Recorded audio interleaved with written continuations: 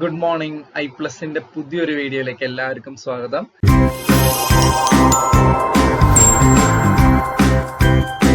നമ്മൾ already social വർക്കിന്റെ PYQ sessions ചെയ്തു വരികയാണ്. ഇപ്പോൾ ഓൾറെഡി 2 സെഷൻസ് കഴിഞ്ഞു, തേർഡ് സെഷൻ ആണ്. അപ്പൊ വീഡിയോ കാണാത്തവർ കാണുക. അപ്പൊ ഇന്നും നമുക്ക് കുറച്ച് പ്രീവിയസ് ഇയർ ക്വസ്റ്റ്യൻസ് ഡിസ്കസ് ചെയ്യാം. ഓക്കെ,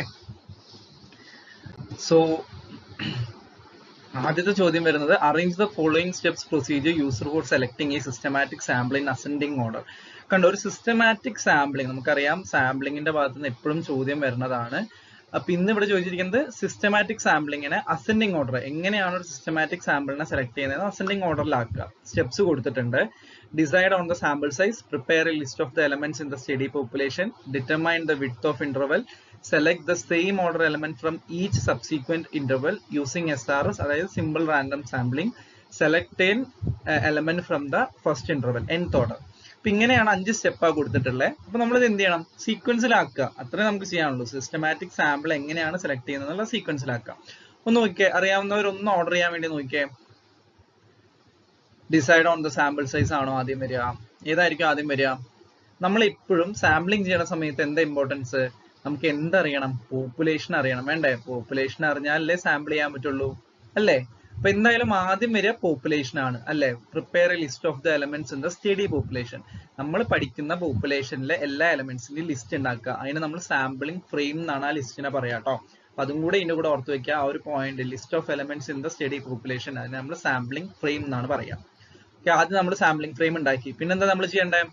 സാമ്പിളിംഗ് ഫ്രെയിം ഉണ്ടാക്കി കഴിഞ്ഞാൽ decide on the sample size, അല്ലേ? എത്രയാണ് നമുക്ക് സാമ്പിൾ സൈസ് വേണ്ടത് എന്നുള്ളത് നമ്മൾ ഡിസൈഡ് ചെയ്യണം.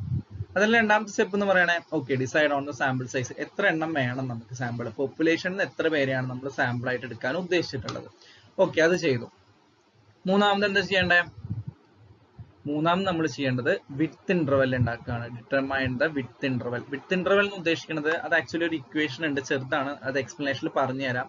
നമുക്ക് ഒരു വിഡ്ത്ത് ഇന്റർവെലിന്റെ വാല്യൂ നമ്മൾ കാൽക്കുലേറ്റ് ചെയ്യും. എന്നിട്ട് ആ ഇന്റർവെല്ലിൽ നമ്മൾ ഈ ലിസ്റ്റ് ഉണ്ടല്ലോ, നമ്മുടെ പോപ്പുലേഷൻ ലിസ്റ്റ് ഉണ്ടല്ലോ, അതിൽ ഓരോരുത്തർക്കും ഓരോ നമ്പർ ഉണ്ടാവും. ഇപ്പോൾ ഒരു 1000 പേരുടെ പോപ്പുലേഷൻ ആണെങ്കിൽ 1 2 3 4 നമ്പർ ഇട്ടിട്ടുണ്ടാവും. അപ്പൊ ഈ നമ്പർ ഈ വിഡ്ത്ത് ഇന്റർവെല്ലിൽ അപ്ലൈ ചെയ്തിട്ടാണ് നമ്മൾ എന്ത് ചെയ്യുക, ഓരോരുത്തരെയും റാൻഡം ആയിട്ട് സെലക്ട് ചെയ്യുന്നുണ്ടായിരിക്കുക. ക്ലിയർ ആണോ അത്? അപ്പൊ അതായിരിക്കും നമ്മൾ വിഡ്ത്ത് ഇന്റർവെൽ കാൽക്കുലേറ്റ് ചെയ്യുക. നാലാമത് എന്താ ചെയ്യാം? Using SRS select an element from the first interval, അല്ലെ? ആദ്യത്തെ ഇന്റർവെൽ നിന്ന് ഒരാളെ കണ്ടുപിടിച്ചു. വിഡ്ത്ത് ഇന്റർവെൽ വെച്ചിട്ടാട്ടോ. ഒരു എക്സാമ്പിൾ വരുന്നുണ്ട്, അപ്പൊ നിങ്ങൾക്ക് മനസ്സിലാവും അത്. Select the same order element from each subsequent interval. ഇതാണ് 5th വരുന്നത് കേട്ടോ. ക്ലിയർ ആണോ നോക്കിക്കേ. അപ്പൊ എങ്ങനെയൊക്കെയാ നമ്മുടെ ഓർഡർ വരുന്നത്? ബിയിൽ നിന്ന് തുടങ്ങി, അല്ലെ? BACED, BACED നോക്കാട്ടോ. ഓക്കെ, ഏതാ അതിന്റെ ഓപ്ഷൻ വരുന്നത്? BACED വരുന്നത് സെക്കൻഡ് ഓപ്ഷൻ അല്ലേ? BACED അതല്ലേ? നോക്കിയാലോ, സെക്കൻഡ് ഓപ്ഷൻ ആണ് അതിന്റെ കറക്റ്റ് ആൻസർ കേട്ടോ. നമുക്കൊരു എക്സ്പ്ലനേഷൻ കൂടെ പെട്ടെന്ന് നോക്കാം. ഇതാണ് അതിന്റെ ഓർഡർ എന്ന് പറയുന്നത്. Prepare A list of elements. ആദ്യം പോപ്പുലേഷനിലുള്ള എല്ലാവരുടെയും ലിസ്റ്റ് ഉണ്ടാക്കി. 1000 പേരാണ് അല്ലെങ്കിൽ 100 പേരാണെങ്കിൽ 100 പേരുടെ ലിസ്റ്റ് ഉണ്ടാക്കി. അതിനെ നമ്മൾ സാമ്പിളിംഗ് ഫ്രെയിം എന്നാണ് നമ്മൾ അതിനെ പറയുന്നത് കേട്ടോ. അത് കഴിഞ്ഞ് എന്ത് ചെയ്തു? നമുക്ക് എത്രയാണ് സാമ്പിൾ ആയിട്ട് എടുക്കേണ്ടത്? പോപ്പുലേഷനെ മൊത്തം നമുക്ക് പഠിക്കാൻ പറ്റാത്തതുകൊണ്ടാണല്ലോ നമ്മൾ സാമ്പിളിംഗ് ചെയ്തിട്ട് ഒരു ചെറിയ ഗ്രൂപ്പ് ഓഫ് ആളുകളെ അതിന് എടുക്കുന്നത്. ആ സാമ്പിളിന്റെ സൈസ് എത്രയാണ് നമ്മൾ ഡിറ്റർമൈൻ ചെയ്തു. 3 നമ്മൾ വിഡ്ത്ത് ഇന്റർവെൽ കാൽക്കുലേറ്റ് ചെയ്തു. എങ്ങനെ വിഡ്ത്ത് ഇന്റർവെൽ കാൽക്കുലേറ്റ് ചെയ്തിരിക്കുന്നത്? Size of population by size of sample. എത്രയാണോ നമ്മുടെ പോപ്പുലേഷൻ അതേ ബൈ സാമ്പിൾ. ഇപ്പൊ 100 പേരാണ് നമ്മുടെ പോപ്പുലേഷൻ, അതിന് 10 പേരെയാണ് നമുക്ക് എടുക്കേണ്ടത് വെച്ചാൽ 100/10. 200 ആണ് പോപ്പുലേഷൻ, അതിന് 10 പേരെയാണ് എടുക്കേണ്ടത് വെച്ചാൽ 200/10. ക്ലിയർ ആണോ?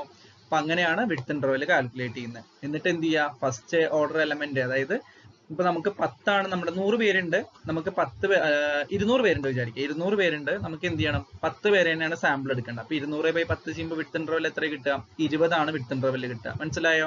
അപ്പൊ 20 വെച്ചാകുമ്പോ എങ്ങനെയാ നമ്മൾ ക്ലാസിഫൈ ചെയ്യും, ഇല്ലേ? 200 പേരെ 20 20 20 വെച്ച് ക്ലാസിഫൈ ചെയ്യും. ഫസ്റ്റ് ഇന്റർവെല്ല് 1 മുതൽ 20 വരെ, സെക്കൻഡ് ഇന്റർവെല്ല് 21 മുതൽ 40 വരെ, തേർഡ് ഇന്റർവെല്ല് 41 മുതൽ 60 വരെ, അങ്ങനെ നമ്മൾ ക്ലാസിഫൈ ചെയ്യും. എന്നിട്ടാണ് നമ്മൾ എന്ത് ചെയ്യുക? ഫസ്റ്റ് ഇന്റർവെല്ലിൽ നിന്ന് ഒരാളെ സെലക്ട് ചെയ്യുക, സെക്കൻഡ് ഇന്റർവെല്ലിൽ നിന്ന്, തേർഡ് ഇന്റർവെല്ലിൽ നിന്ന്, ഇങ്ങനെ സെലക്ട് ചെയ്യാണ് നമ്മൾ ചെയ്യുക. ക്ലിയർ ആണോ? അതാണ് ഇവിടെ പറഞ്ഞിരിക്കുന്നത്. 4th പോയിന്റ് പറഞ്ഞിരിക്കുന്നത് എന്താ? ഫസ്റ്റ് ഇന്റർവെൽ എന്ന് ഒരാളെ സെലക്ട് ചെയ്തു. Select the same order element from the each subsequent interval. ഇതാണ് സാമ്പിളിംഗിൽ പറഞ്ഞിട്ടുള്ളത് കേട്ടോ. ക്ലിയർ ആണോ?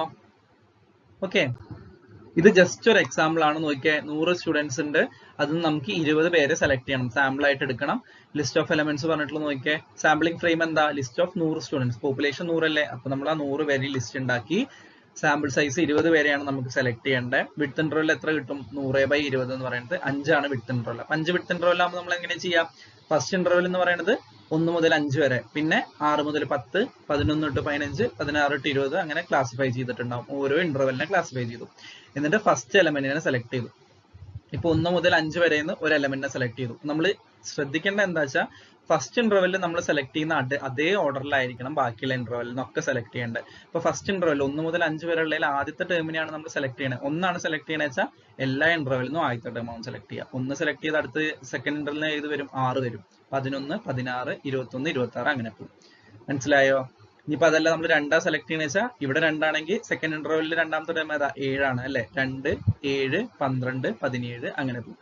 5 ആണെങ്കിലോ 5, 10, 15, 20 അങ്ങനെ പോകും. വിഡ്ത്ത് ഇന്റർവെല്ലിൽ കൂടെ ആഡ് ചെയ്ത് പോകും. ക്ലിയർ ആണോ? അത് ഇത്രയാണ് അതിൽ വരുന്നത് കേട്ടോ. ഒരു എക്സാമ്പിൾ നിങ്ങൾക്ക് മനസ്സിലാവാൻ വേണ്ടി കൊടുത്തു എന്നേ ഉള്ളൂ കേട്ടോ. ഓക്കെ, ഇത് ഓർത്ത് വെക്കുക. സാമ്പിളിംഗിൽ എപ്പോഴും നമുക്ക് എപ്പോഴും ചോദ്യങ്ങൾ വരുന്നതാണ്. അപ്പൊ ഇതിന്റെ ഒരു ബേസിക് ക്ലാസിഫിക്കേഷൻ ആണ് ഇത്. ഇതും കൂടെ ഒന്ന് കണക്ട് ചെയ്ത് ഓർത്ത് വെക്കാൻ വേണ്ടി ശ്രമിക്കുക. സാമ്പിളിങ്ങിനെ നമ്മൾ പ്രോബബിലിറ്റി അല്ലെങ്കിൽ റാൻഡം സാമ്പിളിംഗ് എന്നും non probability non random sampling എന്നും രണ്ടായിട്ട് ബേസിക് ആയിട്ട് ക്ലാസിഫൈ ചെയ്തിട്ടുണ്ട് കേട്ടോ. ഇതാണ് ആ ബേസിക് ക്ലാസിഫിക്കേഷൻ രണ്ടെണ്ണം വരുന്നത്. ഇതിൽ പ്രോബബിലിറ്റി അല്ലെങ്കിൽ റാൻഡം സാമ്പിളിങ്ങിനെ നമ്മൾ വീണ്ടും സിമ്പിൾ റാൻഡം സാമ്പിളിംഗ് അല്ലെങ്കിൽ അൺറെസ്ട്രിക്റ്റഡ് സാമ്പിളിംഗ് എന്ന് കാൽക്കുലേറ്റ് ചെയ്തിട്ടുണ്ട്, അല്ല ക്ലാസിഫൈ ചെയ്തിട്ടുണ്ട്. അതിൽ വരുന്നതാണ് ലോട്ടറി മെത്തേഡും റാൻഡം നമ്പർ മെത്തേഡും. ഓക്കെ, വീണ്ടും രണ്ടാമത്തെ ക്ലാസിഫിക്കേഷൻ ആണ് റെസ്ട്രിക്റ്റഡ്. റെസ്ട്രിക്റ്റഡിൽ വരുന്നതാണ് സ്ട്രാറ്റിഫൈഡ്, ക്ലസ്റ്റർ, മൾട്ടി ക്ലസ്റ്റർ എന്നൊക്കെ പറഞ്ഞ് വീണ്ടും വരുന്നുണ്ട്. എന്നാലും ബേസ് ഇത്രയെങ്കിലും ഓർത്ത് വയ്ക്കുക. സിസ്റ്റമാറ്റിക് അല്ലെങ്കിൽ ക്വാസി റാൻഡം സാമ്പിളിംഗ് നമ്മൾ ഇപ്പോൾ ഡിസ്കസ് ചെയ്തു കേട്ടോ.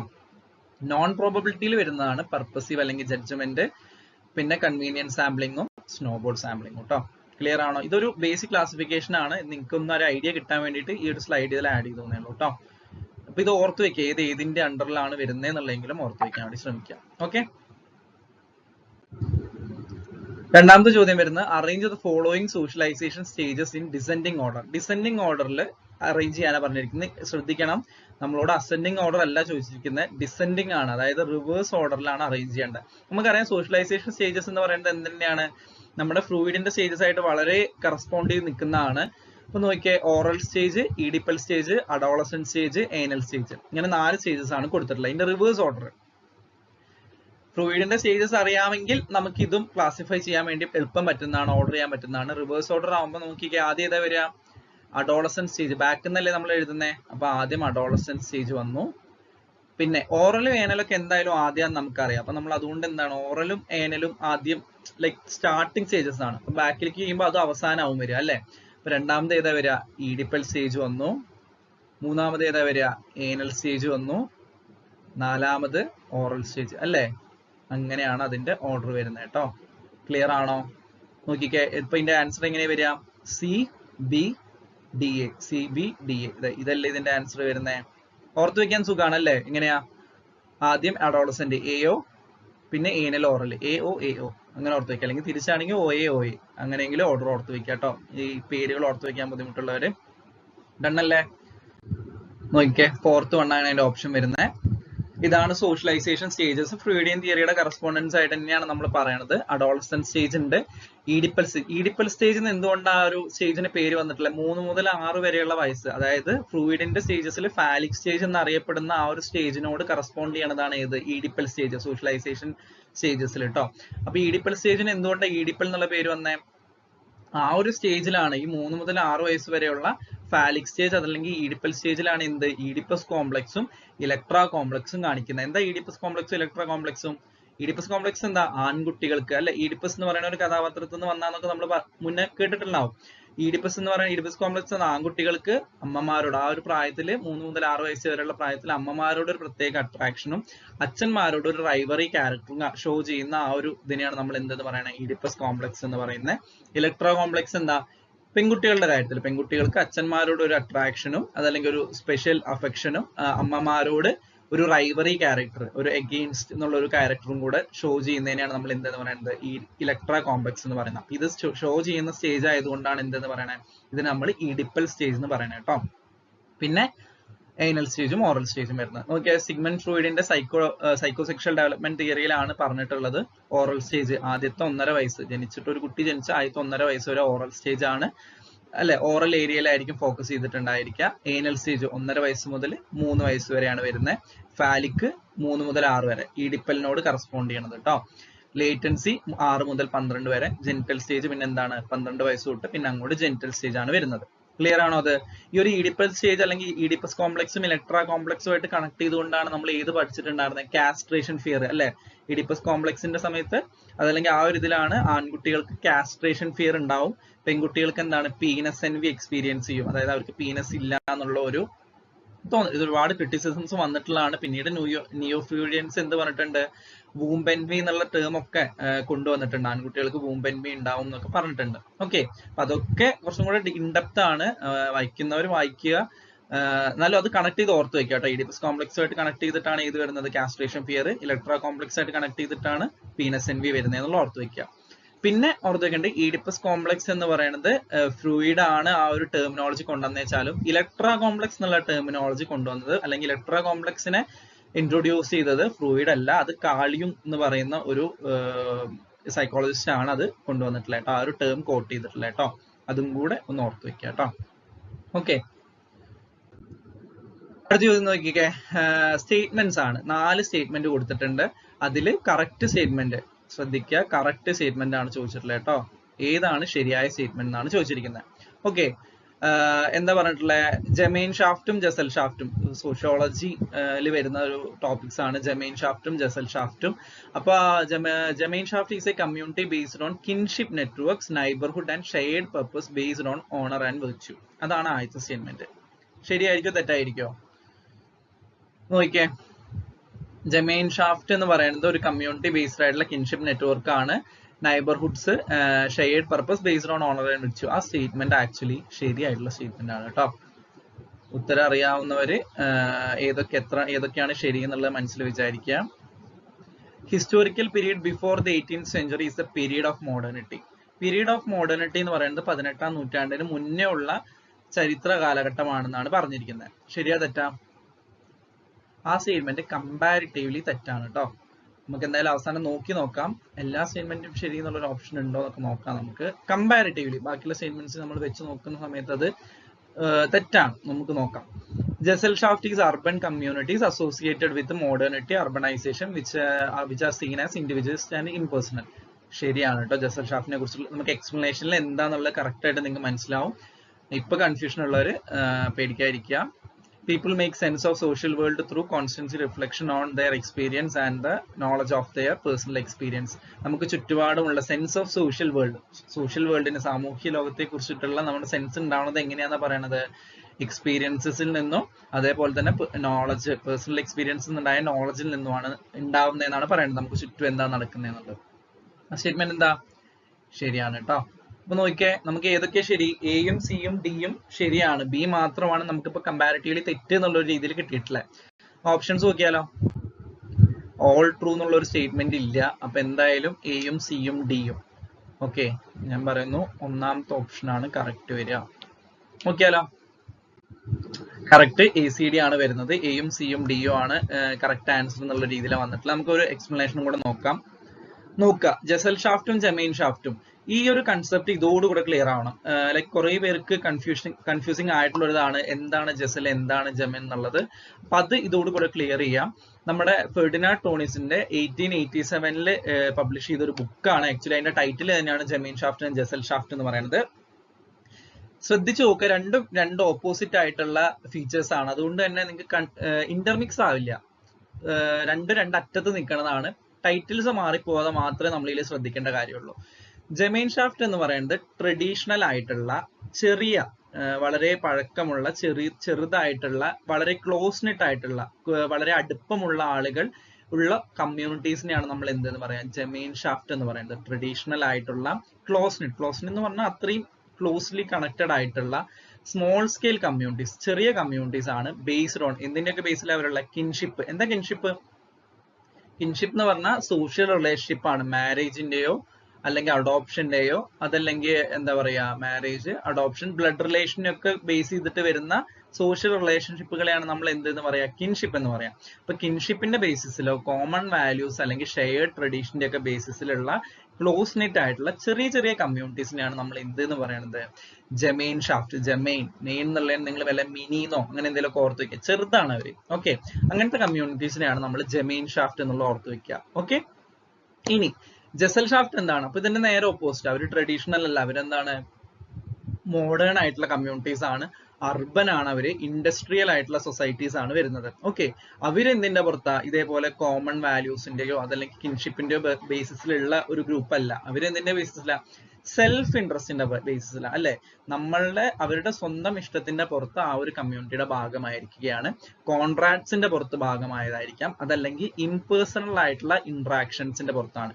ഇവിടെ എല്ലാം പേഴ്സണൽ ആണ്, അല്ലെ, വളരെ അടുപ്പമാണ് എടുക്കുന്നത്. അവിടെ എന്താണ്, ഇംപേഴ്സണൽ ആണല്ല, ഒന്നും അത്ര പേഴ്സണലി അല്ല കിടക്കുന്നത്. ഓക്കെ, അതാണ് ജസൽ ഷാഫ്റ്റ്. മോഡേൺ ആയിട്ടുള്ള അർബൻ ആയിട്ടുള്ള സൊസൈറ്റീസ് ആണ് ബേസ്ഡ് ഓൺ സെൽഫ് ഇൻട്രസ്റ്റ്, സ്വന്തം താല്പര്യത്തിന്റെ പുറത്താണ് ആ കമ്മ്യൂണിറ്റിയുടെ ഭാഗമായിട്ടുള്ളത്. അതാണ് ജസൽ ഷാഫ്റ്റ്. ക്ലിയർ ആണോ? ജസൽ എസ് എന്ന് പറഞ്ഞാൽ എന്താണ്, ജസൽ എസ് എന്താണ്, സെൽഫ് ഇൻട്രസ്റ്റ് ആണ്, ഞങ്ങൾക്ക് സെൽഫ് ആയിട്ട് നിൽക്കാനാണ്, സ്വയം താല്പര്യത്തോടെയാണ് അതിന്റെ ഭാഗമായിട്ടുള്ളത്. ഇനി അവിടെ എന്താണ്, അപ്പൊ നമ്മൾ പറഞ്ഞു ഭയങ്കര ക്ലോസ് നെറ്റ് ആണ്. അപ്പൊ എന്താണ്, ഇവിടുത്തെ സോഷ്യൽ ബോണ്ട്സ് വളരെ സ്ട്രോങ് ആണ്, കുറച്ച് ആളുകളേ ഉള്ളൂ, ചെറിയതാണ്. അപ്പൊ സോഷ്യൽ ബോണ്ട്സ് വളരെ സ്ട്രോങ് ആണ്. മ്യൂച്വൽ ട്രസ്റ്റും ഓണറും വെർച്വയൊക്കെയാണ് മെയിൻ ആയിട്ടുള്ള സാധനങ്ങൾ സെൽഫ് ഇൻട്രസ്റ്റിനേക്കാൾ. ഇപ്പുറത്ത് എന്താണ്, ആളുകൾ എക്കണോമിക്, ലീഗൽ അതല്ലെങ്കിൽ പ്രൊഫഷണൽ റിലേഷൻഷിപ്പിലാണുള്ളത്. പേഴ്സണൽ ബോണ്ടിന് അവിടെ ഒരു രീതിയിലുള്ള വാല്യൂ ഇല്ല, അല്ലെങ്കിൽ പേഴ്സണൽ ബോണ്ട് അല്ല അവിടെ കൺസിഡർ ചെയ്യണം ജസൽ ഷാഫ്റ്റിൽ. ക്ലിയർ ആണോ? ഇവിടെ ഫോക്കസ് ഓൺ കമ്മ്യൂണൽ വാല്യൂസ് ആണ്, അപ്പുറത്ത് പേഴ്സണൽ ഗോൾസിനാണ് കൂടുതൽ ഫോക്കസ് കൊടുക്കുന്നുണ്ടാവും. നമുക്ക് എന്താണ് അച്ചീവ് ചെയ്യാനുള്ളത് എന്നുള്ളതിനായിരിക്കും കൂടുതൽ ഫോക്കസ് കൊടുക്കുന്നുണ്ടായിരിക്കാം. ഓക്കെ, എക്സാമ്പിൾ ഓർത്ത് വെക്കുക. എക്സാമ്പിൾ കിട്ടിക്കഴിഞ്ഞാൽ നമുക്ക് എല്ലാം കിട്ടും.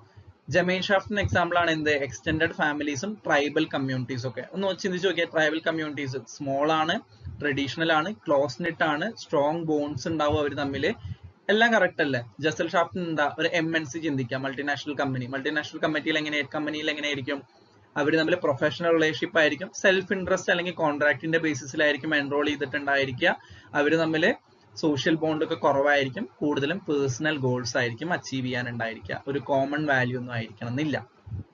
ഇത്രയാണ് ജമൈൻ ഷാഫ്റ്റും ജസൽ ഷാഫ്റ്റും തമ്മിലുള്ള പോയിന്റ്സ്. ക്ലിയർ ആണോ? കൺഫ്യൂഷൻ ഇല്ലല്ലോ? എന്തെങ്കിലും ഡൗട്ട് ഉണ്ടെങ്കിൽ കമന്റിൽ ചോദിക്കാം കേട്ടോ. ഓക്കെ, വേറെ രണ്ട് സ്റ്റേറ്റ്മെന്റും കൂടെ ഉണ്ടായിരുന്നു, അതിന്റെയും കൂടെ ഒരു ചെറിയ എക്സ്പ്ലനേഷൻ ആണ്. 18th സെഞ്ചുറിക്ക് മുന്നേ, നമ്മളത് കമ്പാരിറ്റീവ്ലി തെറ്റ് എന്നുള്ള രീതിയിലാണ് ആ ഒരു സ്റ്റേറ്റ്മെന്റ് പറയുന്നത്. പൂർണ്ണമായിട്ടും തെറ്റാണ് നമുക്ക് പറയാൻ പറ്റില്ലെങ്കിലും ബാക്കിയുള്ള സ്റ്റേറ്റ്മെന്റ്സിനെ വെച്ച് നോക്കുമ്പോൾ കമ്പാരിറ്റീവ്ലി തെറ്റാണ്. മോഡേണിറ്റി എന്ന് പറയുന്നത് കുറച്ചും കൂടെ എൻലൈറ്റ്മെന്റിന്റെയും അതേപോലെ തന്നെ ഇൻഡസ്ട്രിയൽ റവല്യൂഷന്റെ ഒക്കെ ഭാഗമായിട്ട് വന്നിട്ടുള്ളതാണ് മോഡേണിറ്റി എന്ന് പറയുന്നത്. മോഡേണിറ്റിയുടെ ഭാഗമായിട്ടായിരുന്നു റാഷണാലിറ്റി, സെക്യുലാരിസം, ഇൻഡിവിജ്വലൈസേഷൻ, അർബനൈസേഷൻ തുടങ്ങിയ കൺസെപ്റ്റുകളെല്ലാം ഉദിച്ചു വന്നത്. എന്നാൽ ഹിസ്റ്റോറിക്കൽ പീരീഡ്, 18th സെഞ്ചുറിക്ക് മുന്നേ ഉണ്ടായിരുന്ന ഹിസ്റ്റോറിക്കൽ പീരീഡ് കുറച്ചും കൂടെ അഗ്രേറിയൻ ആയിട്ടുള്ള, റിലീജിയൻ അതല്ലെങ്കിൽ മൊണാർക്കിക്കൊക്കെ ഇമ്പോർട്ടൻസ് കൊടുത്തിട്ടുള്ള ഒരു പീരീഡ് ആയിട്ടാണ് നമ്മൾ എപ്പോഴും കൺസിഡർ ചെയ്യുന്നത് കേട്ടോ. അതിനെ നമ്മൾ മോഡേണിറ്റിയുടെ ഭാഗമായിട്ട് ഇപ്പോൾ തൽക്കാലം അല്ലെങ്കിൽ ഈ ഒരു ഇതിൽ നമ്മൾ കൺസിഡർ ചെയ്യുന്നില്ല. ഓക്കെ, പിന്നെ നോക്കിയേ, നാലാമത്തെ സ്റ്റേറ്റ്മെന്റ് എന്താ പറഞ്ഞിട്ടുണ്ടായിരുന്നത്, സോഷ്യൽ വേൾഡിനെ കുറിച്ചിട്ടുള്ളത് കിട്ടുന്നത് എങ്ങനെയാ, പേഴ്സണൽ എക്സ്പീരിയൻസ് ഒന്നും അങ്ങനെയൊക്കെയാണെന്നാണ് പറഞ്ഞിട്ടുണ്ടായിരുന്നത് അല്ലേ. അത് ആക്ച്വലി ലെക്മനിന്റെയും ബെർജറിന്റെയും ഒരു തിയറിയുടെ ബേസിസിലാണ്, അവരുടെ സോഷ്യൽ കൺസ്ട്രക്ഷൻ ഓഫ് റിയാലിറ്റി എന്ന് പറയുന്ന ഒരു തിയറിയുടെ ബേസിസിൽ 1966 അതിന്റെ ബേസിസിലാണ് നമ്മൾ പറഞ്ഞിട്ടുള്ളത്. ആളുകൾക്ക് അവരതിനെ ടേം ചെയ്തൊരു വേർഡ് ഉണ്ട്, റിഫ്ലെക്സിവിറ്റി എന്നാണ് അവർ ആ ഒരു ടേം കോട്ട് ചെയ്തിരിക്കുന്നത്. എന്താ റിഫ്ലെക്സിവിറ്റിയിൽ പറയുന്നത്, human create meaning through interactions, past experience and cultural knowledge. ആളുകൾ മീനിങ്സ് ഇന്റർപ്രറ്റ് ചെയ്യണത് എന്തിന്റെ ബേസിസിലാണ്, ഇന്ററാക്ഷൻസിന്റെ ബേസിസിൽ, പാസ്റ്റ് എക്സ്പീരിയൻസിന്റെ ബേസിസിൽ, കൾച്ചറൽ നോളജിന്റെ ബേസിസിൽ. ഇതിനെയാണ് നമ്മൾ, ഇതാണ് ആ ഒരു സ്റ്റേറ്റ്മെന്റിൽ ഇൻഡയറക്റ്റ് ആയിട്ട് പറഞ്ഞിട്ടുണ്ടായിരുന്നത്. ക്ലിയർ ആണോ? ഇത് സോഷ്യോളജിയുടെ തന്നെ ഫിനോമിനോളജി, ഇന്റർപ്രറ്റീവ് സോഷ്യോളജിയുടെ ഒക്കെ ഭാഗമായിട്ട് വരുന്നതാണ് കേട്ടോ. അപ്പൊ അതിന്റെ ഒരു പ്രോപ്പർ റെഫറൻസ് കൊടുത്തു എന്നേ ഉള്ളൂ. ക്ലിയർ അല്ലേ? ഓക്കെ, അടുത്ത ചോദ്യത്തിലേക്ക് പോവാം. നാലാമത്തെ, NIST national institute of social defence was originally setup. ഈ ഒരു ടേം നിങ്ങൾ ഭയങ്കരമായിട്ട് ശ്രദ്ധിക്കണം കേട്ടോ. വാസ് ഒറിജിനലി സെറ്റപ്പ് എന്നാണ് ചോദിച്ചിരിക്കുന്നത്. ഇതിന് ഭയങ്കര ഇമ്പോർട്ടൻസ് ഉണ്ട്. എന്താ നിങ്ങൾക്ക് എക്സ്പ്ലനേഷൻ നോക്കുമ്പോൾ മനസ്സിലാവും. നോക്കി എന്തായിരിക്കും, ആരാണ് NIST ഒറിജിനലി സെറ്റപ്പ് ചെയ്തിരിക്കുന്നത്? മിനിസ്ട്രി ഓഫ് ഹോം അഫയേഴ്സ് ആണോ, ഡിപ്പാർട്ട്മെന്റ് ഓഫ് സോഷ്യൽ സെക്യൂരിറ്റി ആണോ, ministry of social justice and empowerment ആണോ, മിനിസ്ട്രി ഓഫ് എക്സ്റ്റേണൽ അഫയേഴ്സ് ആണോ? 4 ഓപ്ഷൻസ് ആണ് നമുക്ക് കൊടുത്തിരിക്കുന്നത്. അറിയാവുന്നവര് മാർക്ക് ചെയ്തേ. കിട്ടിയോ? ഇതിന്റെ കറക്റ്റ് ആൻസർ വരുന്നത് മിനിസ്ട്രി ഓഫ് ഹോം അഫയേഴ്സ് ആണ്. മിനിസ്ട്രി ഓഫ് ഹോം അഫയേഴ്സ് ആണ് NIST ഒറിജിനലി സെറ്റപ്പ് ചെയ്തത്. അതിന്റെ ഒരു എക്സ്പ്ലനേഷൻ നിങ്ങൾക്ക് ഇമ്പോർട്ടൻസ് ആണ് പറയുന്നത് എന്തുകൊണ്ടാന്ന് വെച്ചാൽ നോക്കുക, 1961 ministry of home affairs setup ചെയ്തു. എങ്ങനെ സെറ്റപ്പ് ചെയ്തത്? Was originally setup as central bureau of correctional services എന്ന് പറഞ്ഞിട്ട് 1961 സെറ്റപ്പ് ചെയ്തു. മിനിസ്ട്രി ഓഫ് ഹോം അഫയേഴ്സിന്റെ അണ്ടറിലാണ് ആര് NIST ആദ്യമായിട്ട് നമ്മൾ സെറ്റപ്പ് ചെയ്തത്. അത് ക്ലിയർ അല്ലേ? ഡൗട്ട് ഇല്ലല്ലോ? നമ്മളിപ്പോ ഓപ്ഷൻ മാർക്ക് ചെയ്തു. ശ്രദ്ധിക്കുക, 3 വർഷം കഴിഞ്ഞ് 1964 ആയപ്പോ എന്ത് സംഭവിച്ചു? ഈ മിനിസ്ട്രി ഓഫ് ഹോം അഫയേഴ്സ് അതല്ലെങ്കിൽ എന്ത് ചെയ്തു? സെൻട്രൽ നമ്മുടെ NIST ട്രാൻസ്ഫർ ചെയ്തു. എങ്ങോട്ട് ട്രാൻസ്ഫർ ചെയ്തേ? ഡിപ്പാർട്ട്മെന്റ് ഓഫ് സോഷ്യൽ സെക്യൂരിറ്റിയിലേക്ക് അതിനെ ട്രാൻസ്ഫർ ചെയ്തു. 64 ഡിപ്പാർട്ട്മെന്റ് ഓഫ് സോഷ്യൽ സെക്യൂരിറ്റിയിലേക്ക് ട്രാൻസ്ഫർ ചെയ്തു. ഡിപ്പാർട്ട്മെന്റ് ഓഫ് സോഷ്യൽ സെക്യൂരിറ്റി എന്താണ്? നമ്മുടെ ഓപ്ഷനിൽ കിടക്കണ്ടായിരുന്നു. ഓക്കെ, മൂന്നാമത് നോക്കുക, 1975 ആയപ്പോ എന്ത് സംഭവിച്ചു? അതിനെ സബോർഡിനേറ്റ് ഓഫീസ് ആക്കി. ഇതിന്റെ അണ്ടറിൽ ministry of social justice and എംപവർമെന്റിന്റെ അണ്ടറിൽ. ഓക്കെ, ഈ ministry of social justice and empowerment എന്തുണ്ട്? നമ്മുടെ ഓപ്ഷനിൽ കിടക്കുന്നുണ്ട്. ഈ 3 ഓപ്ഷൻസും ഉണ്ടായിരുന്നു അവിടെ. പക്ഷെ നമ്മളോട് ചോദിച്ചത് എന്താ? ഏതിന്റെ അണ്ടറിലാണ് ഒറിജിനലി സെറ്റപ്പ് ചെയ്തതെന്നാണ്. അതുകൊണ്ടാണ് നമ്മൾ under the ministry of home affairs select ചെയ്തത്. ക്ലിയർ ആണോ? അപ്പൊ ഇങ്ങനെ ഒരു ചേഞ്ച് ഇതിന് വന്നിട്ടുണ്ട്. 71 അത് എങ്ങോട്ട് ട്രാൻസ്ഫർ ചെയ്തതെന്ന് ചോദിച്ചാൽ നമുക്ക് ഡിപ്പാർട്ട്മെന്റ് ഓഫ് സോഷ്യൽ സെക്യൂരിറ്റി ആണ് കറക്റ്റ്. പിന്നീട് അത് ഏതിന്റെ സബോർഡിനേറ്റ് ഓഫീസാണ് ആക്കി മാറ്റിയത്? ഇപ്പോ 1975 തൊട്ടിട്ട് ഏതിന്റെ സബോർഡിനേറ്റ് ഓഫീസാ ചോദിച്ചാൽ ministry of social justice and empowerment ആണ്. ഓക്കെ, അപ്പൊ ആ ഒറിജിനലി സെറ്റപ്പ് എന്നുള്ള ടേമിന് അവിടെ ഇമ്പോർട്ടൻസ് ഉണ്ട്. ക്ലിയർ ആ? മനസ്സിലായോ? ഓക്കെ, അടുത്ത ചോദ്യം, നൈബർഹുഡ് ഡെവലപ്മെന്റ് മോഡലിന്റെ സ്റ്റെപ്സ് ആണ്. അത് കറക്റ്റ് ആയിട്ട് മാർക്ക് ചെയ്യാനാണ് പറഞ്ഞിരിക്കുന്നത്. ഓർഡർ ആക്കാനാണ് പറഞ്ഞിട്ട്. നൈബർഹുഡ് ഡെവലപ്മെന്റ് മോഡൽ നമുക്കറിയാം സിദ്ദിഖിയുടെ മോഡലാണ്. നമ്മൾ മുന്നത്തെ ക്ലാസ്സിൽ സിദ്ദിഖിയുടെ പ്രിൻസിപ്പിൾസ് ഒക്കെ ഡിസ്കസ് ചെയ്ത് പോയിട്ടുണ്ട് ഇല്ലേ? കമ്മ്യൂണിറ്റി ഓർഗനൈസേഷന്റെ ഒക്കെ. അപ്പൊ നോക്കിയേ, നൈബർഹുഡ് ഡെവലപ്മെന്റ് മോഡലിന്റെ സ്റ്റെപ്പുകൾ അറേഞ്ച് ചെയ്യാനാണ്. ഒന്ന് ചിന്തിച്ച് നോക്കിയ, ഒരു കമ്മ്യൂണിറ്റിയിലാണ് നമ്മൾ വർക്ക് ചെയ്യാൻ പോകുന്നത്. അപ്പൊ അതിന്റെ ഒരു മോഡലാണ് നൈബർഹുഡ് ഡെവലപ്മെന്റ് മോഡൽ. ചിലപ്പോൾ നൈബർഹുഡ് ഡെവലപ്മെന്റ് മോഡൽ എന്ന് കേട്ടിട്ടില്ല എന്ന് നിങ്ങൾ വിചാരിക്കുക. അപ്പൊ ഇതെങ്ങനെ ആൻസർ ചെയ്യാം എന്നുള്ള രീതിയിലാട്ടോ പറയുന്നത്. കമ്മ്യൂണിറ്റിയിലാണ് വർക്ക് ചെയ്യാൻ പോകുന്നത്. അപ്പൊ എന്തായിരിക്കും നമ്മൾ ആദ്യം ചെയ്യുക? ഒരു കമ്മ്യൂണിറ്റി ചെന്നാൽ റിസോഴ്സ് പ്ലാനിങ് ആയിരിക്കും നമ്മൾ കമ്മ്യൂണിറ്റിയിൽ ആദ്യം ചെയ്യുന്നുണ്ടാവുക. അല്ല, നമ്മൾ അതിന് മുന്നേ കമ്മ്യൂണിറ്റിയിൽ കുറെ കാര്യങ്ങൾ ചെയ്യാണ്ടില്ലേ? Identification of locality and entry, അതല്ലേ നമ്മൾ ആദ്യം ചെയ്യാൻ സാധ്യത അല്ലേ? ആദ്യം നമ്മൾ ആ ലൊക്കാലിറ്റി ഏതാന്ന് ഐഡന്റിഫൈ ചെയ്യണം. ബാക്കിയുള്ള ഓപ്ഷൻസും കൂടെ നോക്കാം കേട്ടോ. ഡെവലപ്പിംഗ് ആൻഡ് ഓർഗനൈസേഷണൽ നെറ്റ്വർക്ക് അല്ലേ? അല്ല, അത് ഏറ്റവും ലാസ്റ്റിലേക്ക് പോകേണ്ടതാണ്. പ്രോഗ്രാം പ്ലാനിങ്, പ്രോഗ്രാം പ്ലാൻ ചെയ്യണമെങ്കിൽ നമ്മൾ ആ ഒരു ലൊക്കേഷൻ ഒക്കെ മനസ്സിലാക്കിയിട്ടേ പറ്റുള്ളൂ. Identifying the need of different sections, different സെക്ഷൻസിന്റെ നീഡ് മനസ്സിലാക്കണമെങ്കിൽ ഏത് ലൊക്കാലിറ്റി ആണ് ആദ്യം മനസ്സിലാക്കണം, വേണ്ടേ? അപ്പൊ എന്താണ് ആദ്യത്തെ ഓപ്ഷൻ? എന്തായാലും ഇതാണ് അല്ലെ? Identification of locality and entry ആണ്. രണ്ടാമത് എന്തായിരിക്കും? ലൊക്കാലിറ്റിയിലേക്ക് നമ്മൾ എൻട്രി ചെയ്തു. എന്നിട്ട് എന്താ പിന്നെ നമ്മൾ ചെയ്യാം? Identifying the need of different sections അല്ലെ? വ്യത്യസ്ത സെക്ഷൻസിന്റെ നീഡ് നമ്മൾ മനസ്സിലാക്കി. രണ്ടാമത് നമ്മൾ അത് ചെയ്തു. നീഡ് മനസ്സിലാക്കിയ പിന്നെയാണ് നമ്മൾ എന്ത് ചെയ്യാം? പ്രോഗ്രാം പ്ലാനിങ് ആണോ റിസോഴ്സ് പ്ലാനിങ് ആണോ ചെയ്യുക?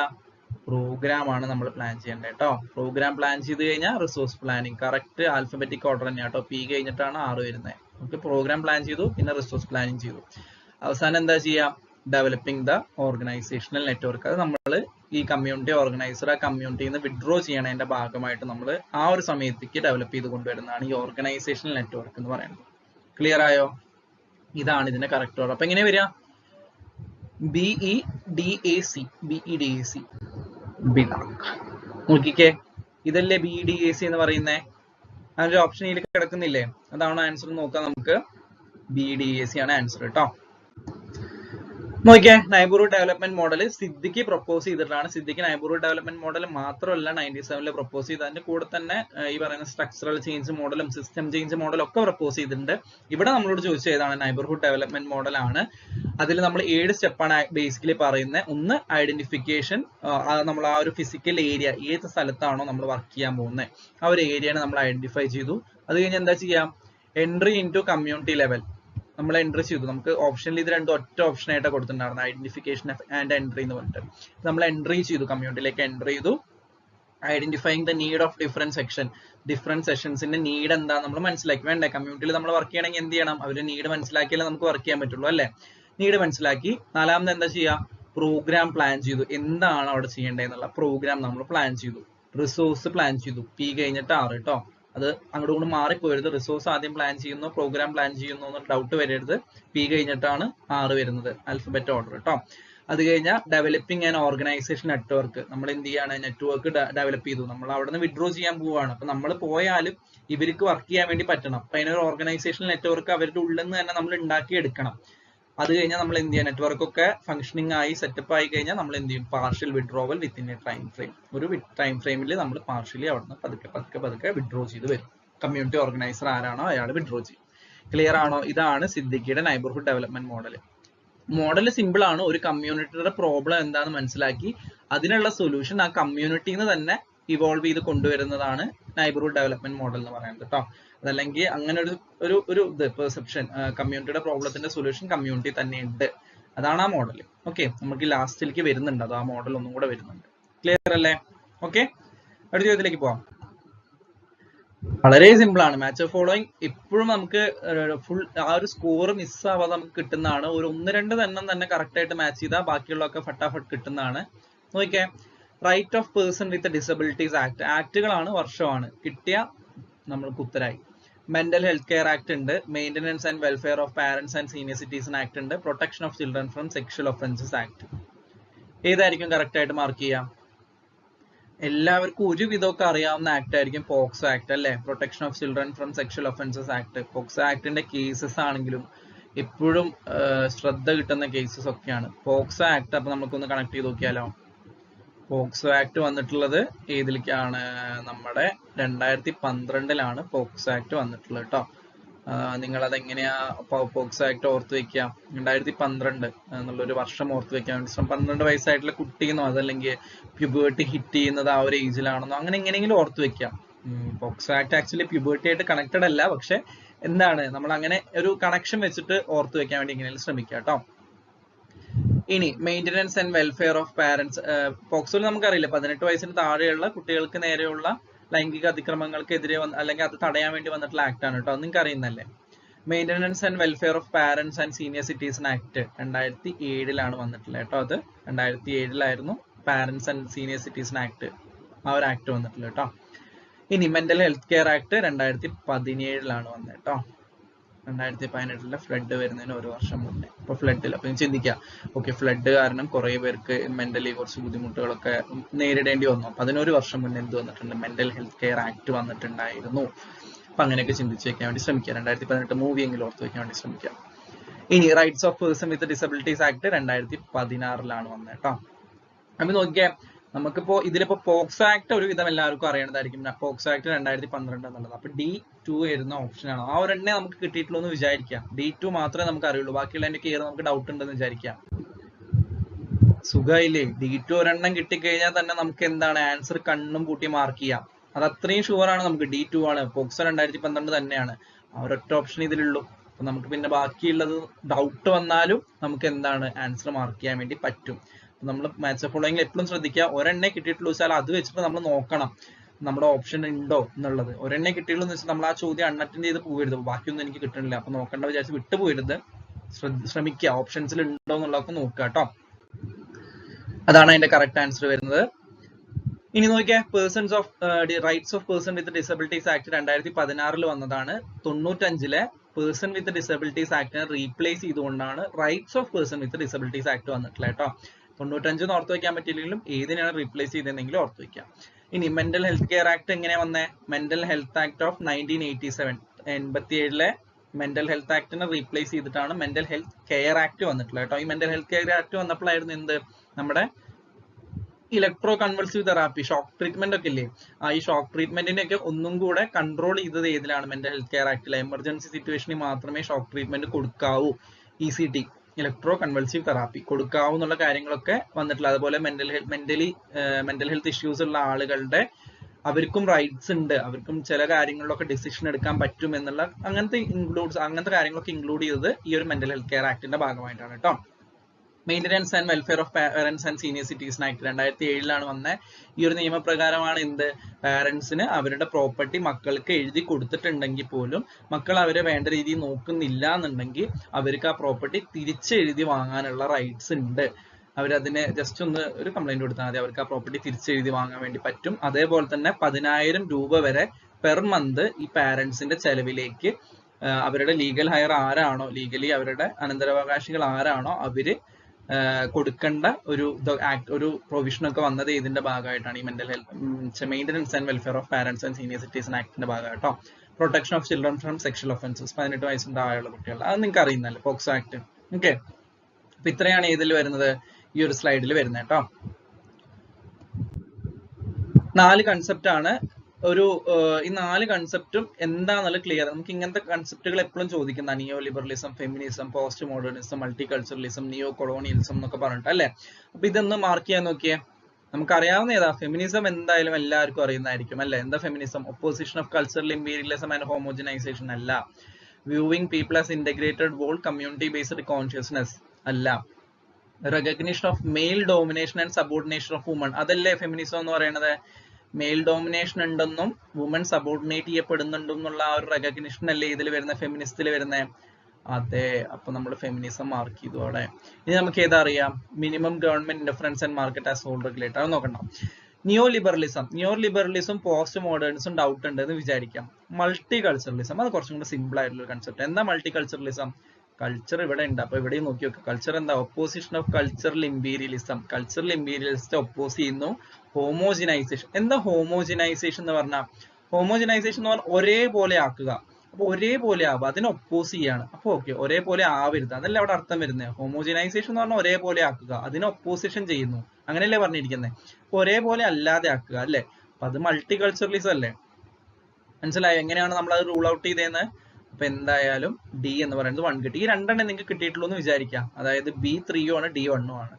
നിയോ ലിബറലിസം ഞാനിപ്പോ ഇവിടെ മാർക്ക് ചെയ്യുന്നുണ്ട്. നിയോ ലിബറലിസം എന്ന് പറയുന്നത് എന്താണ്? മിനിമം ഇന്റർഫറൻസ് ഓഫ് വരച്ചത് കുറച്ചതായി പോയി. മിനിമം ഗവൺമെന്റ് ഇന്റർഫറൻസ് വരുന്നതാണ് അല്ലെ നിയോ ലിബറലിസം എന്ന് പറയുന്നത്. അപ്പൊ നമ്മൾ അത് അങ്ങനെ മാർക്ക് ചെയ്തു. പിന്നെ ഏതാ വരുന്നത്? നിയോ ലിബറലിസം കഴിഞ്ഞ പോസ്റ്റ് മോഡേണിസം എന്താ വരുന്നത്? Viewing people as integrated whole അല്ലേ വരുന്നത്. അപ്പൊ അതും കൂടെ നമ്മൾ ഇങ്ങനെ മാർക്ക് ചെയ്തു. നിയോ ലിബറലിസം ഇവിടെ വന്നു, പോസ്റ്റ് മോഡേണിസം, വ്യൂവിംഗ് പീപ്പിൾ. നോക്കിക്കേ, B3യും D1ഉം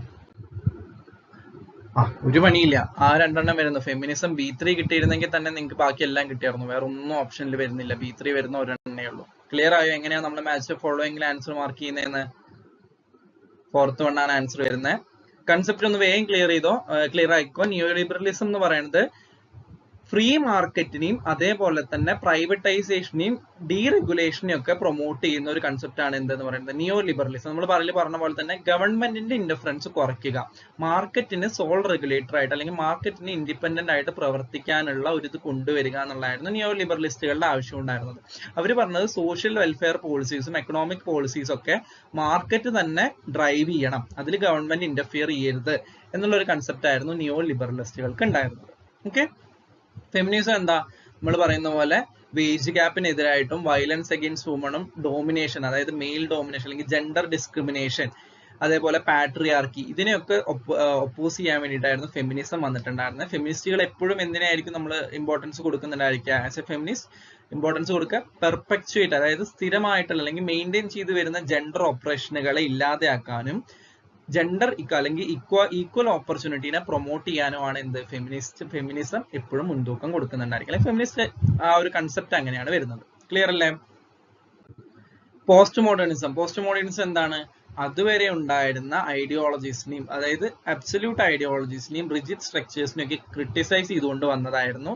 ഒരു മനുഷ്യന്റെ കൾച്ചറിനെ ഷേപ്പ് ചെയ്യുന്നതിൽ, അതല്ലെങ്കിൽ ഒരു മനുഷ്യൻ വളരെ സബ്ജക്റ്റീവ് ആണ്, അതിൽ കൾച്ചറിന് വളരെ അധികം ഇമ്പോർട്ടൻസ് ഉണ്ട് ഒരു മനുഷ്യനെ ഷേപ്പ് ചെയ്യുന്നതിൽ എന്നുള്ള ഒരു ഐഡിയ ഒക്കെ ആയിരുന്നു ഇത് പോസ്റ്റ് മോഡേണിസ്റ്റുകൾ പറഞ്ഞിട്ടുണ്ടായിരുന്നത്. പോസ്റ്റ് മോഡേണിസ്റ്റുകൾ പിന്നെ പറഞ്ഞത് എന്താണ്? ഒരു വ്യക്തികൾക്ക് ഇൻഡിവിജ്വൽ ആയിട്ട് ഐസൊലേറ്റഡ് ഇൻഡിവിജ്വൽ ഒറ്റയ്ക്കുള്ള മനുഷ്യരായിട്ടല്ല നിൽക്കാൻ പറ്റുക, അവരൊരു കമ്മ്യൂണിറ്റി ബേസ്ഡ് സ്ട്രക്ചറിന്റെ പാർട്ടാണ്, ഒരു മൊത്തം ഒരു ഇതിന്റെ ഭാഗമായിട്ടാണ് വ്യക്തികൾ ഉള്ളത്, അവർക്ക് ഒറ്റയ്ക്ക് നിലനിൽപ്പില്ല എന്നുള്ളതാണ് ഇതിൽ പറഞ്ഞ പോസ്റ്റ് മോഡേണിസ്റ്റ് പറഞ്ഞത്.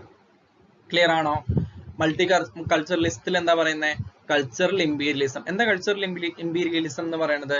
Imposition of one dominant culture over other. Dominant ആയി നിൽക്കുന്ന കൾച്ചറിനെ ഈ മൈനോറിറ്റി കൾച്ചറിന്റെ മേലെ അല്ലെങ്കിൽ എന്താ പറയാ റെസസീവ് ആയി നിൽക്കുന്ന കൾച്ചറിന്റെ മേലെ അടിച്ചേൽപ്പിക്കുക, അല്ലെങ്കിൽ അതിനെ ഇമ്പോസ് ചെയ്യുക. ഏതാണോ ഡോമിനന്റ് കൾച്ചർ അത് എല്ലാവരിലേക്കും ആക്കി കൊടുക്കുക, ബാക്കിയുള്ളവരെ കൾച്ചറിനേക്ക് ഇല്ലാതെയാക്കുക. അപ്പൊ അതാണ് കൾച്ചറൽ ഇമ്പീരിയലിസം. അതിനെ ഒപ്പോസ് ചെയ്യുകയും അതേപോലെ ഹോമോജനൈസേഷൻ, എല്ലാവരുടെ കൾച്ചറും ഒന്നാക്കി മാറ്റുക, ഈ ഒരു ഹോമോജനൈസേഷൻ ഒരേപോലെ ആക്കുക, യൂണിഫോം, അതിനെ മാറ്റിയെടുക്കുക അല്ലെങ്കിൽ അതിനെ ഒപ്പോസ് ചെയ്യലൊക്കെയാണ് ഏത് ചെയ്തിട്ടുള്ളത്, മൾട്ടി കൾച്ചറലിസം ചെയ്തിട്ടുള്ളത്. അപ്പൊ മൾട്ടി കൾച്ചറലിസം ഒബ്വിയസ്ലി എന്തിനായിരിക്കും പ്രൊമോട്ട് ചെയ്യുക, ഡിഫറെന്റ് കൾച്ചേഴ്സിനെ, ഡിഫറെന്റ് കൾച്ചറൽ ഐഡന്റിറ്റീസ് അല്ലെങ്കിൽ ഡൈവേഴ്സിഫൈഡ് ആയിട്ടുള്ള കൾച്ചറൽ ഐഡന്റിറ്റീസിനെ ആയിരിക്കും പ്രൊമോട്ട് ചെയ്യുന്നുണ്ടായിരിക്കാം. ക്ലിയർ ആണോ ഈ 4 കൺസെപ്റ്റുകൾ? ഇതിന്റെ കൂടെ വരുന്നതാണ് നിയോ കോളനിസം. നിയോ കോളനിസം എന്ന് പറയുന്നത് എന്താ, അല്ലെങ്കിൽ നിയോ കോളനൈസേഷൻ എന്നൊക്കെ നിങ്ങൾ കേട്ടിട്ടുണ്ടായിരിക്കും. എന്താ, ഒരു രാജ്യത്തിലെ, അതായത് ഡെവലപ്ഡ് ആയിട്ടുള്ള ഒരു കൺട്രി ഡെവലപ്പിംഗ് ആയിട്ടുള്ള ഒരു കൺട്രീനെ നേരിട്ട് മിലിറ്ററി അറ്റാക്ക് ചെയ്യാതെ അവരുടെ പൊളിറ്റിക്കൽ ആയിട്ടുള്ള, അവരുടെ എക്കണോമിക്കൽ ആയിട്ടുള്ള, അവരുടെ കൾച്ചറൽ ആയിട്ടുള്ള ആ ഒരു സ്പേസസിനെ എല്ലാം ഇൻഫ്ലുവൻസ് ചെയ്യുകയാണെങ്കിൽ അതിന് നമ്മൾ എന്താ പറയാ, നിയോ കോളനൈസേഷൻ എന്നാണ് പറയാ. അതായത് കോളനിവൽക്കരണമാണ്, പക്ഷെ എങ്ങനെയല്ല, ഡയറക്റ്റ് മിലിറ്ററി അറ്റാക്കിലൂടെയല്ല, പക്ഷെ അവരുടെ കൾച്ചറും അവരുടെ എക്കണോമിയും അവരുടെ പൊളിറ്റിക്സിനെയും ഒക്കെ ഒരു ഇൻഫ്ലുവൻസ് ചെയ്യാനുള്ള കപ്പാസിറ്റി ഈ ഡെവലപ്ഡ് കൺട്രിക്ക് ഉണ്ടായിരിക്കും. ക്ലിയർ ആണോ? NAPDDR അടുത്ത ചോദ്യം നോക്കിയാൽ, national action plan for drug demand reduction. NAPDDR formulate ചെയ്തത് ഏത്, ഇവിടെ ചോദിച്ച ചോദ്യം കേട്ടോ, മിനിസ്ട്രി ഏതാന്നല്ല ചോദിച്ചിരിക്കുന്നത്, ഏത് വർഷമാണെന്നും അല്ല ചോദിച്ചിരിക്കുന്നത്, ടൈം ഫ്രെയിം ആണ് ചോദിച്ചിരിക്കുന്നത്. എത്ര വർഷത്തേക്കാണ് NAPDDR ഇംപ്ലിമെന്റ് ചെയ്തത് അല്ലെങ്കിൽ ഫോർമുലേറ്റ് ചെയ്തതാണ്. 6, 7, 5, 4 4 ഓപ്ഷൻ ആണുള്ളത്. ആൻസർ അറിയോ? 7 വർഷത്തേക്കാണ് കേട്ടോ NAPDDR ഫോർമുലേറ്റ് ചെയ്തിരിക്കുന്നത്. കണ്ടോ, 7 വർഷത്തേക്കാണ്. 2018 മുതൽ 2025 വരെയുള്ള കാലഘട്ടത്തിലാണ് NAPDDR നമ്മുടെ ഡ്രഗ് ഡിമാൻഡ് റിഡ്യൂസ് ചെയ്യാൻ വേണ്ടി കൊണ്ടുവന്നിട്ടുള്ളതാണ് NAPDDR എന്ന് പറയുന്നത്. 2018 മുതൽ 2025 വരെയാണ് വന്നത്. Ministry of social justice and empowerment ആണ് അതിനെ ഇംപ്ലിമെന്റ് ചെയ്തത്. അപ്പൊ 2018 ഇംപ്ലിമെന്റ് ചെയ്തത്, 7 വർഷത്തേക്ക് 2025 വരെയാണ് ഇംപ്ലിമെന്റ് ചെയ്തിട്ടുള്ളത്. Ministry of social justice and empowerment ആണ് ഇംപ്ലിമെന്റ് ചെയ്തത്. ഇനി ഇതിന്റെ കൂടെ ഓർത്ത് വെക്കേണ്ടത്, 2020 ഇതിന്റെ ഈ NAPDDRന്റെ ഒരു കോമ്പോണന്റ് എന്നുള്ള രീതിയിൽ നശാ മുക്ത് ഭാരത് അഭിയാൻ എന്നുള്ള പേരിൽ NMBA എന്നുള്ള ഒരു ഇതും കൂടെ ഇംപ്ലിമെന്റ് ചെയ്തിട്ടുണ്ട്. 2020 272 ഡിസ്ട്രിക്ട്സിലായിരുന്നു അന്ന് അത് ലോഞ്ച് ചെയ്തിട്ടുണ്ടായിരുന്നത് കേട്ടോ. നശാ മുക്ത് ഭാരത് അഭിയാൻ NAPDDRന്റെ ഒരു കോമ്പോണന്റ് ആയിട്ട് വന്നിട്ടുള്ള ഒരു ഇതാണ് കേട്ടോ. അപ്പൊ അതും കൂടെ ഒന്ന് ഓർത്ത് വെക്കുക. NAPDDR ചോദിച്ചതുകൊണ്ട് മേ ബി എന്ത് ചോദിക്കാം, NMBAയും ചോദിക്കാനുള്ള സാധ്യതയുണ്ട്. നശാ മുക്ത് ഭാരത് അഭിയാൻ 2020 272 ഡിസ്ട്രിക്റ്റിൽ ലോഞ്ച് ചെയ്തു. ക്ലിയർ അല്ലേ? ഓക്കെ, ക്ലിയർ ആണെന്ന് വിചാരിക്കുന്നു. അടുത്ത ചോദ്യത്തിലേക്ക് പോവാം. നോക്കിയേ, which among the following is not a basic condition to provide the necessary and sufficient ground for collective behaviour to occur. ഇത് ആക്ച്വലി സ്നെൽസറിന്റെ ഒരു തിയറിയാണ്, കളക്റ്റീവ് ബിഹേവിയർ അതല്ലെങ്കിൽ സ്ട്രക്ചറൽ സ്ട്രെയിൻ തിയറി എന്നൊക്കെ നമ്മൾ പറയും. അപ്പൊ അത് തിയറി അറിയുന്നവർക്ക് വളരെ സിമ്പിൾ ആണിത്. അതിലുള്ള കോമ്പണന്റ്സ് ഏതൊക്കെയാണെന്നാ അല്ലെങ്കിൽ കോമ്പണന്റ് അല്ലാത്തത് which is not a basic condition എന്നാ ചോദിച്ചിരിക്കുന്നത് അല്ലേ. സ്ട്രക്ചറൽ കൺഡ്യൂസീവ്നെസ് അതിലെ കോമ്പണന്റ് ആണ്, ആ ഒരു തിയറിയുടെ കോമ്പണന്റ് ആണ്. അൺസ്ട്രക്ചേർഡ് സ്ട്രീം ആ ഒരു തിയറിയുടെ കോമ്പണന്റ് അല്ല. Growth and spread of generalised belief ആ തിയറിയുടെ കോമ്പണന്റ് ആണ്. മൊബിലൈസേഷൻ ഫോർ ആക്ഷനും ആ തിയറിയുടെ കോമ്പണന്റ് ആണ്. സോഷ്യൽ കൺട്രോൾ ഒക്കെ വരുന്നുണ്ട്. നാളെ നമുക്ക് ആകെ ഇതേ കൊടുത്തിട്ടുള്ളൂ, തിയറിയിൽ കുറച്ചും കൂടെ വരുന്നുണ്ട്. അപ്പൊ ഏതാ രണ്ടാമത്തെയാണ് കോമ്പണന്റ് അല്ലാത്തത്, നമ്മളോട് ചോദിച്ചിരിക്കുന്നു അതന്നെ, which is not a basic condition എന്നാ. ആൻസർ നോക്കിയാലോ, അൺസ്ട്രക്ചേർഡ് സ്ട്രെയിൻ അതിലെ കോമ്പണന്റ് അല്ല. അപ്പൊ നമുക്ക് ഏതൊക്കെയാണ് അതിലെ ആക്ച്വൽ കോമ്പണന്റ്സ് ഉള്ളത് ഒന്ന് ഡിസ്കസ് ചെയ്യാം നമുക്ക്. നീൽസ് മെൽസറിന്റെ തിയറി ഓഫ് കളക്റ്റീവ് ബിഹേവിയർ എന്നാണ് ആ ഒരു പുസ്തകത്തിന്റെ പേര്. നീൽസ് മെൽസർ 1962 പബ്ലിഷ് ചെയ്ത ബുക്കാണ്. അതിലാണ് ഈ ഒരു സ്ട്രക്ചറൽ സ്ട്രെയിൻ തിയറി പ്രപ്പോസ് ചെയ്തിട്ടുള്ളത്. ഒന്നുമില്ല, തിയറി വളരെ സിമ്പിൾ ആണ്.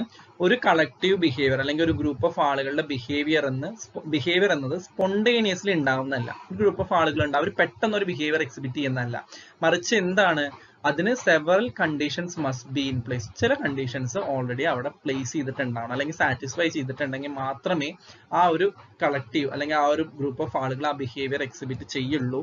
അവര് പെട്ടെന്ന് സ്പോണ്ടേനിയസ്ലി എക്സിബിറ്റ് ചെയ്യുന്നതല്ല എന്നാണ് ഈ ഒരു തിയറിയിൽ പറഞ്ഞിരിക്കുന്നത്. അപ്പൊ എന്തൊക്കെയാ ആ ഒരു കോമ്പണന്റ്സ് എന്ന് പറയുന്നത് നോക്കിക്കേ. ഒന്ന് സ്ട്രക്ചറൽ കൺഡ്യൂസീവ്നെസ്. എന്താ സ്ട്രക്ചറൽ കൺഡ്യൂസീവ്നെസ് എന്ന് ഉദ്ദേശിക്കുന്നത്? പീപ്പിൾ ആർ അവെയർ ഓഫ് നമുക്കൊരു എക്സാമ്പിൾ വെച്ച് പഠിക്കാം, അതാകുമ്പോൾ നിങ്ങൾക്ക് എളുപ്പം മനസ്സിലാവും. ഒരു പ്രോബ്ലം ഉണ്ടായി, അതായത് ഒരു കമ്മ്യൂണിറ്റി, ആ കമ്മ്യൂണിറ്റിയിലെ ഒരു കീ പേഴ്സൺസിന്, കമ്മ്യൂണിറ്റിയിലെ വളരെ വേണ്ടപ്പെട്ട 2 വ്യക്തികളെ ഏതെങ്കിലും ഒരു ഫോഴ്സ്, ഒരു മിലിറ്റന്റ് ഫോഴ്സോ അതല്ലെങ്കിൽ എന്താ പറയാ ഒരു നമ്മുടെ പോലീസ് ഫോഴ്സ് തന്നെ ഒരു ഫോൾസ് അലിഗേഷന്റെ ബേസിസിൽ, ഒരു മിസ്അണ്ടർസ്റ്റാൻഡിംഗ് ബേസിൽ, എന്തിനെങ്കിലും ബേസിസിൽ എന്താണ് അറസ്റ്റ് ചെയ്തിരിക്കാന്ന് വിചാരിക്കാം. ആക്ച്വൽ റിയൽ ലൈഫിൽ ഇങ്ങനെ സംഭവിച്ചു എന്നല്ല പറയുന്നത്, നിങ്ങളതൊരു ഹൈപ്പോത്തറ്റിക്കൽ കണ്ടീഷൻ ആയിട്ട് വിചാരിക്കാം കേട്ടോ.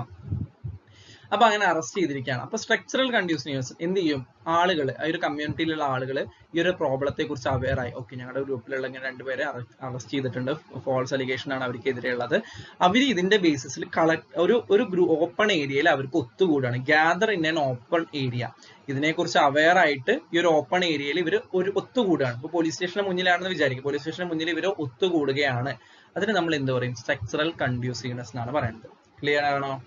അത് കഴിഞ്ഞിട്ട് എന്തുണ്ടാവും, സ്ട്രക്ചറൽ സ്ട്രെയിൻ ഉണ്ടാവും. എന്താ സ്ട്രെയിൻ? ഫിസിക്സിൽ നമ്മൾ പഠിച്ചിട്ടില്ലല്ലേ, സ്ട്രെയിനും ടെൻഷനും ഒക്കെ. എന്താ സ്ട്രെയിൻ എന്ന് പറയുന്നത്? അതായത് ഇവരുടെ ഒരു എക്സ്പെക്ടേഷൻ ഉണ്ടാവും അവിടെ ഒത്തുകൂടും, അല്ലെങ്കിൽ ഈ ഒരു എന്താണ് നടക്കാൻ പോകുന്നത് എന്നുള്ള എക്സ്പെക്ടേഷൻ ഉണ്ടാവും. അതിന് എഗെയിൻസ്റ്റ് ആയിട്ട് അല്ലെങ്കിൽ അതുപോലെ നടക്കാതിരുന്നാൽ, നമ്മളാണെങ്കിലും അങ്ങനെയല്ല, ലൈഫിൽ നമ്മൾ വിചാരിച്ച പോലെ കാര്യങ്ങൾ നടന്നിട്ടില്ലെങ്കിൽ നമുക്കൊരു ദേഷ്യം വരില്ലേ, ഓ ഇത് നടക്കണില്ലല്ലോ. ആ സെയിം സാധനം, അവർ വിചാരിച്ച പോലെ കാര്യങ്ങൾ നടന്നില്ല, അപ്പൊ അവിടെ എന്തായി, ഒരു ടെൻഷൻ ഉണ്ടായി. അതിനാണ് നമ്മൾ എന്ത് പറയുന്നത്, സ്ട്രക്ചറൽ സ്ട്രെയിൻ എന്ന് പറയുന്നത്. ഇവര് വിചാരിച്ചിട്ടുണ്ടാവും പോലീസുകാർ ഇവരോട് സംസാരിക്കാൻ വരും, ആ കാര്യം എക്സ്പ്ലെയിൻ ചെയ്യും, വിശദീകരിക്കുന്നൊക്കെ ആയിരിക്കും. പക്ഷെ പോലീസുകാർ അങ്ങനെയല്ല ചെയ്യുന്നത്, മറിച്ച് ഇവരെ ഡിഫെൻഡ് ചെയ്യാനുള്ള അല്ലെങ്കിൽ ഇവരെ പ്രതിരോധിക്കാനുള്ള മാർഗങ്ങളാണ് പോലീസുകാർ തെരഞ്ഞെടുക്കുന്നുണ്ടെങ്കിൽ എന്ത് ചെയ്യും, അവിടെ സ്ട്രക്ചറൽ സ്ട്രെയിൻ ഉണ്ടായി. ക്ലിയർ ആയോ?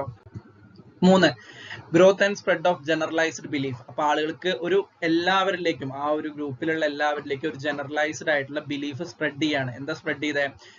Problem is clearly identified and attributed to person or group. അപ്പൊ ഇവിടെ എന്താണ്ടാവുന്നത്, എല്ലാവരിലേക്കും മനസ്സിലായി, ഓക്കെ ഇത് ഇങ്ങനെ ഒരു അലിഗേഷൻ ഉണ്ടായി, അപ്പൊ അവര് നമ്മളോട് നെഗോഷിയേറ്റ് ചെയ്യാൻ വരുന്നില്ല, നമ്മൾ എന്തെങ്കിലും ചെയ്താൽ മാത്രമേ ഇനി ഇവിടെ നിന്നാവുള്ളൂ. ആ ഒരു ജനറലൈസ്ഡ് ബിലീഫ് എല്ലാവരിലേക്കും ഈക്വൽ ആയിട്ട് എത്തി.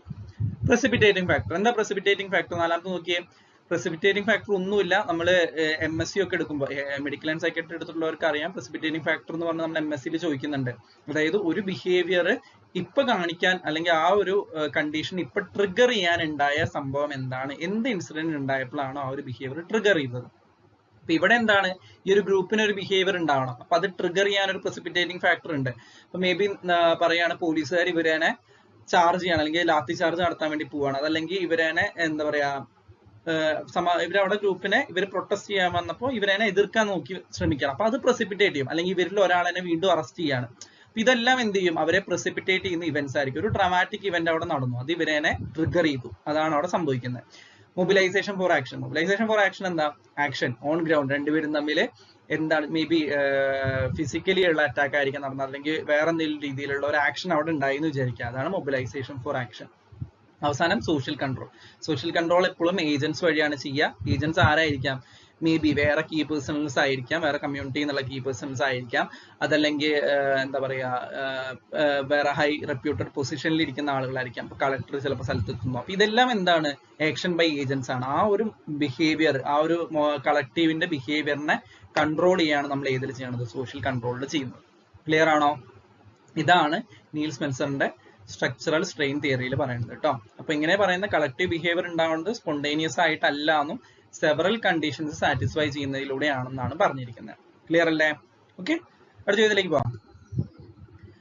Which of the community model has A wider scope of coverage. അപ്പൊ നമുക്ക് 4 കമ്മ്യൂണിറ്റി മോഡൽ തന്നിട്ടുണ്ട്, ഇതിൽ ഏതാണ് കൂടുതൽ സ്കോപ്പ് ഉള്ളതെന്നാണ് ചോദിച്ചിരിക്കുന്നത്. ഓക്കെ, ആൻസർ വരുന്നത് ഇന്റർ കമ്മ്യൂണിറ്റി മോഡലാണ് കേട്ടോ. ഇന്റർ കമ്മ്യൂണിറ്റി മോഡലാണ് ആൻസർ വരുന്നത്. നൈബർഹുഡ് ഡെവലപ്മെന്റ് മോഡൽ നമ്മൾ ഓൾറെഡി ഡിസ്കസ് ചെയ്തതാണ്. ആരുടെ ആയിരുന്നു? സിദ്ദിഖിയുടെ 1997 വന്ന മോഡലാണ്. നമ്മൾ സ്റ്റെപ്പ് ഒക്കെ പഠിച്ചില്ലേ കുറച്ച് മുന്നേ, അതാണ് neighbourhood development model. Planning model വരുന്നത് റുത്മനിന്റെ ആണ്, അതിനല്ല സ്കോപ്പ് വൈഡ്. നമുക്ക് എക്സ്പ്ലനേഷൻ നോക്കാം. പാർട്ടിസിപ്പേറ്റീവ് ലേണിംഗ് മോഡൽ, നമ്മളത് പാർട്ടിസിപ്പേറ്ററി ലേണിംഗ് ആൻഡ് ആക്ഷൻ എന്നുള്ള രീതിയിൽ PLA നിങ്ങൾ കേട്ടിട്ടുണ്ടായിരിക്കും. എക്സ്പ്ലനേഷൻ നോക്കാം നമുക്ക്. ഓക്കെ, ഇന്റർ കമ്മ്യൂണിറ്റി മോഡലിനാണ് കൂടുതൽ സ്കോപ്പ്. വൈഡർ സ്കോപ്പ് എന്ന് പറഞ്ഞാൽ എന്താ? കൂടുതൽ സ്കോപ്പ് കിട്ടുന്നത്. ഓക്കെ, സോഷ്യൽ പ്ലാനിംഗ് മോഡൽ, നമ്മൾ അതിന്റെ ഒരു 4 മോഡലും നമ്മളൊന്ന് ഇൻട്രൊഡ്യൂസ് ചെയ്യാണ്. സോഷ്യൽ പ്ലാനിംഗ് മോഡൽ റുത്മൻ 1968 ഇൻട്രൊഡ്യൂസ് ചെയ്തതാണ്. റുത്മനിന്റെ എന്ത് ഇതിൽ പറഞ്ഞിരിക്കുന്നത്? ഒന്നുമില്ല, ഒരു effective course of action enable ചെയ്യുന്ന ഡിസിഷൻ മേക്കിങ്ങിന് ഡാറ്റ ഗ്യാദർ ചെയ്യുക, റാഷണൽ ആയിട്ടുള്ള ഡിസിഷൻ മേക്കിംഗ് എടുക്കുക, ഒരു എഫക്റ്റീവ് കോഴ്സ് ഓഫ് ആക്ഷൻ ഉണ്ടാക്കുക. സോഷ്യൽ പ്ലാനിങ് അത് തന്നെയാണ് അവിടെ നടക്കുന്നത്. അതാണ് ആ ഒരു മോഡലിൽ പറഞ്ഞിട്ടുള്ള. റുത്മൻ ഇതേ സംഭവം 1968 വേറെ 2 മോഡലും കൂടെ പ്രൊപ്പോസ് ചെയ്തിട്ടുണ്ട്. ഏതൊക്കെയാ?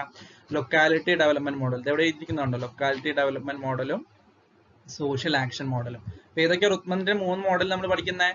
Social action model, social planning model, locality development model. 3 മോഡലാണ് റുത്മൻ പ്രൊപ്പോസ് ചെയ്തിട്ടുള്ളത് കേട്ടോ. ക്ലിയർ അല്ലേ? ഇതിൽ നമുക്ക് ഓപ്ഷനിൽ പറഞ്ഞിട്ടുണ്ടായിരുന്നു സോഷ്യൽ പ്ലാനിംഗ് മോഡൽ. അപ്പൊ അതല്ല, കമ്മ്യൂണിറ്റിയുടെ ഉള്ളിലുള്ള പ്ലാനിംഗ് തന്നെയാണ് അതിൽ മെയിൻ ആയിട്ട് വരുന്നത്. അടുത്ത നൈബർഹുഡ് ഡെവലപ്മെന്റ് മോഡൽ നമ്മൾ ഡിസ്കസ് ചെയ്താണ്. 97 സിദ്ദിഖ് പ്രപ്പോസ് ചെയ്തത്. കമ്മ്യൂണിറ്റിക്ക് ഒരു ഇൻഹെറിന്റ് കപ്പാസിറ്റി ഉണ്ട്. എന്തിനു വേണ്ടിയുള്ള കപ്പാസിറ്റി ഉണ്ട്? മീറ്റിംഗ് ദെയർ നീഡ്സ് അല്ലെങ്കിൽ പ്രോബ്ലം, അവരുടെ പ്രോബ്ലത്തിനെ മീറ്റ് ചെയ്യാനും അതല്ലെങ്കിൽ അവരെ സോൾവ് ചെയ്യാനുള്ള ഒരു ഇൻഹെറിന്റ് കപ്പാസിറ്റി കമ്മ്യൂണിറ്റിക്ക് ഉള്ളിൽ തന്നെ ഉണ്ട്. എങ്ങനെയാണ്?